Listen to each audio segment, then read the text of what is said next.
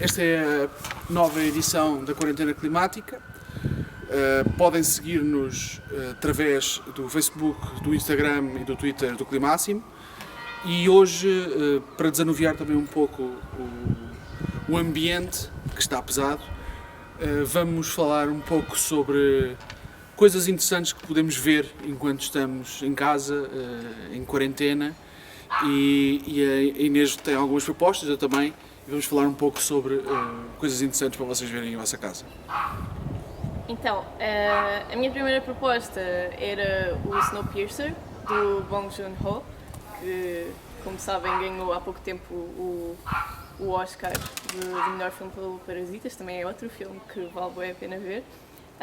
O Snowpiercer passa-se numa situação em que foram feitas tentativas de resolver a crise climática através da geoengenharia. Como sabemos, nunca é uma boa ideia, e o filme mostra isso. Basicamente, estas tentativas resultaram numa nova idade do gelo e temos os despojos da humanidade circularem num comboio que faz tipo circunnavegação e todos divididos, altamente divididos por classes. Temos os ricos que têm tipo super boas condições e depois temos os pobres em péssimas condições, e isto obviamente que traça um cenário daquilo que poderia ser o resultado da crise climática nos anos que vêm. Eu vi esse filme, achei bastante interessante, embora, claro, a noção do comboio que consegue andar para sempre, depois tem de que não pode parar, também traz à ideia outros problemas. Tá bem, mas isso é tipo uma metáfora. Grande. Eu gostava de propor outro filme que, apesar de muita gente achar que é super ficção científica, e é em alguns aspectos, é O Dia Depois da Manhã, de 2004, do Roland Emmerich. É, obviamente, tem componentes bastante sensacionalistas. Eu, quando vi pela primeira vez há muitos anos, achei grande peta. E estava a ler o relatório do IPCC para aí em 2009 e 2010 e estava lá descrito exatamente aquele cenário, que é haver fenómenos climáticos de escala global que de repente fazem um clique com vários sistemas simultaneamente e produzem, no caso do Dia Depois da Manhã, uma nova idade do gelo, coincidindo em 6 semanas, o que obviamente é impossível, mas o cenário de facto haver uma precipitação de uma nova idade do gelo não é um cenário que esteja fora, que continua a estar em cima da mesa, e é, aliás, algo que está associado, por exemplo, com o que também acontece no filme, a desaceleração das correntes marítimas, que tem que ver com o aquecimento e a homogeneização desses fluxos de energia que distribuem energia. E acho que é um filme que vale a pena ver, sendo uma americanada total, mas que tem alguma base científica, incrivelmente. Eu, quando vi, não acreditei, mas depois, quando estava a ler, tipo, what?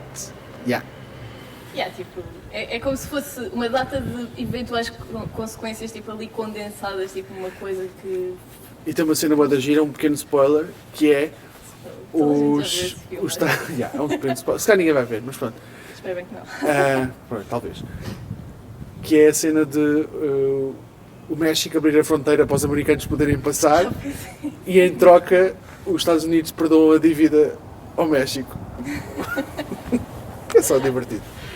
Pronto, agora que tivemos um filme que é tipo Roland Emmerich, é tipo aquela cena de Michael Bay, tipo, é mesmo o pior possível de imaginar. Vamos pôr tipo um filme incrível do Buñuel, que é o Anjo Exterminador.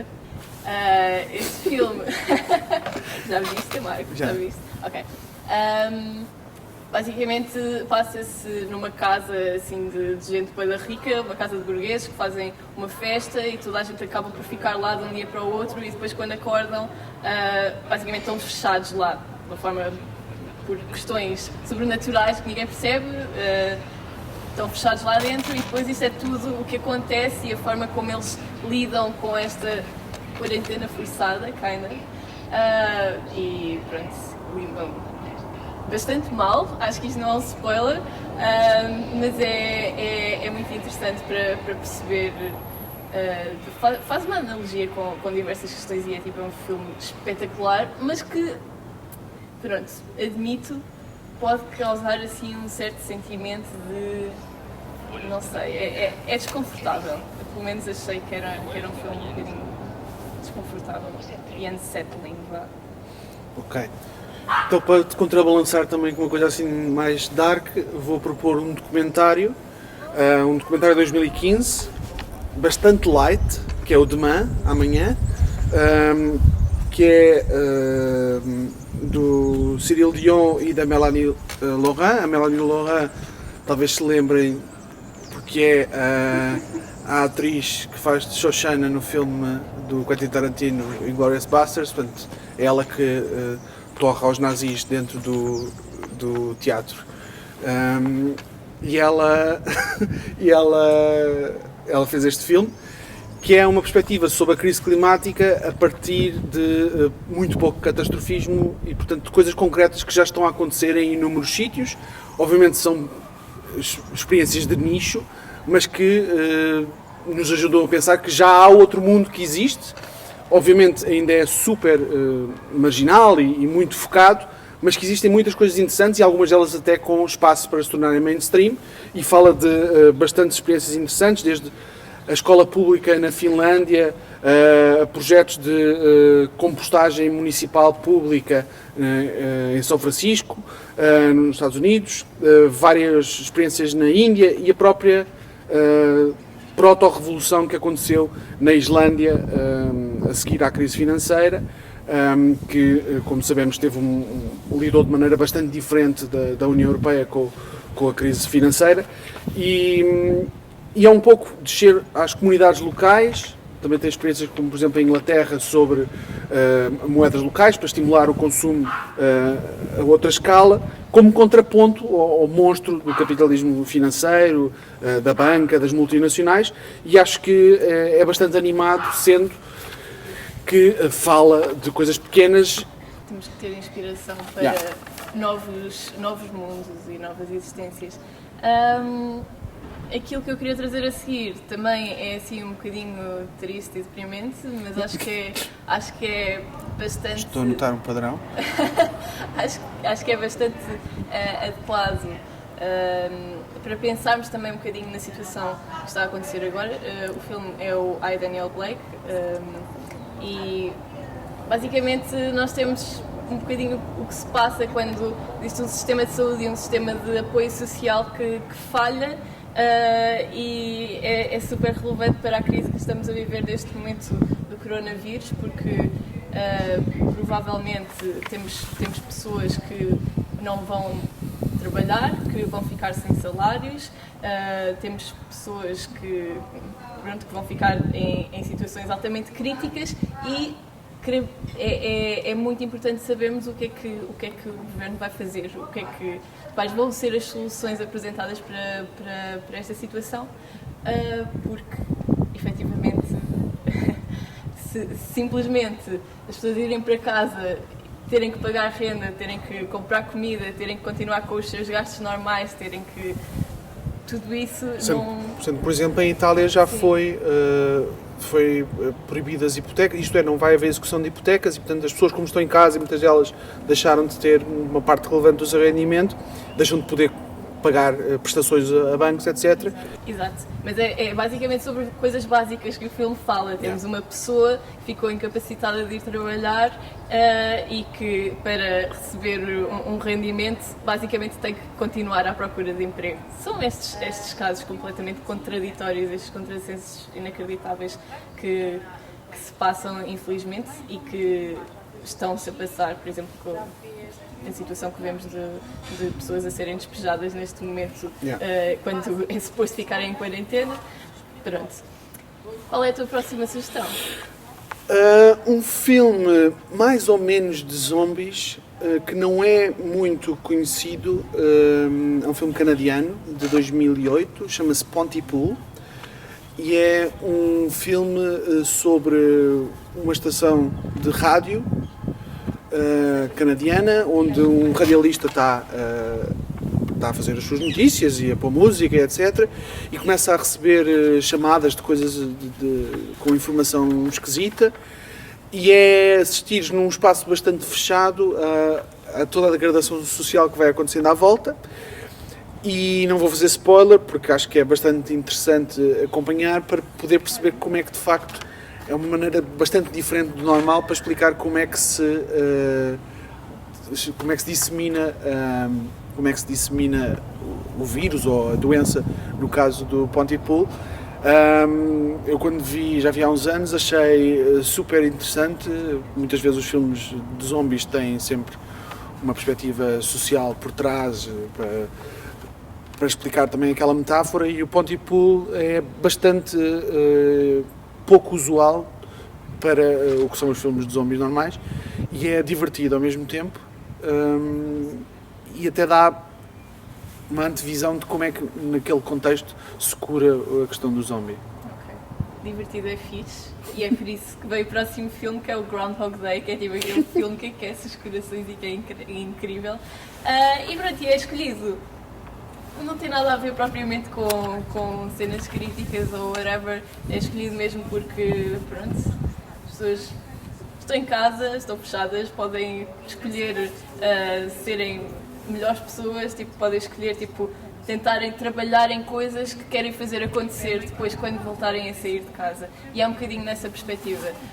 Nós em casa, de quarentena, podemos começar a traçar caminhos, podemos fazer podcasts, podemos aprender a tocar piano, como ele aprende, mas podemos efetivamente trabalhar em algo que queremos investir e no qual não temos tido tempo durante as nossas vidas normais. E é ali um bocado o que acontece, estar a viver constantemente o mesmo dia permite ter um tempo que normalmente não temos. E pronto, é isso que gostas do Groundhog Day. É incrível. Não, quer dizer, tem o Bill Murray, que em princípio resolve vários dos problemas dos Fez filmes. um bocadinho Bill Murray. Eu sou. Vou ter que cortar esta parte. Vou coçar o nariz, que é para garantir que corte. É assim. Já te infectei. Então. E eu vou falar, como tenho mais dois, vou falar do negativo para acabar com uma tendência positiva. E o negativo é o Soylent Green, de 1973, com o Charlton Heston, que tem uma espécie de propensão para fazer filmes assim apocalípticos, como o Planeta dos Macacos. E é uma distopia sobre o ano de 2022, onde houve sucessivas crises de sobrepopulação, poluição, e houve uma espécie de um fenómeno climático qualquer de grande escala, portanto as condições estão muito degradadas no planeta Terra, e é uma espécie de policial distópico que tem muito conteúdo social, que explica uma sociedade profundamente degradada. A questão da alimentação, que normalmente não é muito associada à crise climática, é se calhar uma das questões que mais me chamou a atenção desde o início, que é a estrita dependência que a produção alimentar tem do clima e, portanto, o que é que significa variar climaticamente grandes amplitudes, como já está a acontecer. E a história basicamente tem... há dois produtos principais que se comem por todo o mundo, que são o Soylent Red e o Soylent Yellow, e aparece um novo alimento que é o Soylent Green, e está muito associado a essa investigação criminal, e portanto é um filme que é bastante interessante de ver e é já mais antigo, mas para não terminarmos numa nota negativa, chamava a atenção para a minha última proposta, que é o This Changes Everything, de 2015, que é baseado no livro de 2014 da Naomi Klein, que, como é normal, o filme é bastante pior do que o livro, mas acho que ainda assim vale bastante a pena ler. E chama a atenção para aquilo que é mais interessante do filme, que é, ela foi mesmo a uma conferência de negacionistas de alterações climáticas, do Heartland Institute, e é interessante porque ouvimos nos discursos deles exatamente aquilo que motiva o negacionismo, que motiva travar qualquer ação séria no combate à crise climática, que é impossível resolver a crise climática, é impossível manter o nível de lucros e a injustiça social associada em capitalismo. E, portanto, eles estão a dizer isso mesmo na conferência dos negacionistas. Não é possível resolver a crise climática sem acabar com o capitalismo, portanto o que eles querem acabar é com o combate às alterações climáticas, e por isso mesmo é que eles se organizam para isso, e felizmente agora começa a haver uma grande organização para o combate às alterações climáticas, que naturalmente tem que ser uma organização muito crítica. E estas são as nossas propostas para hoje. Teremos outras propostas em breve, e nós somos a Quarentena Climática, do Climáximo. Podem acompanhar-nos através do Twitter, do Instagram e do Facebook, e vemo-nos em breve, ou iremos continuar a ver-nos, pelo menos enquanto houver internet. Até já!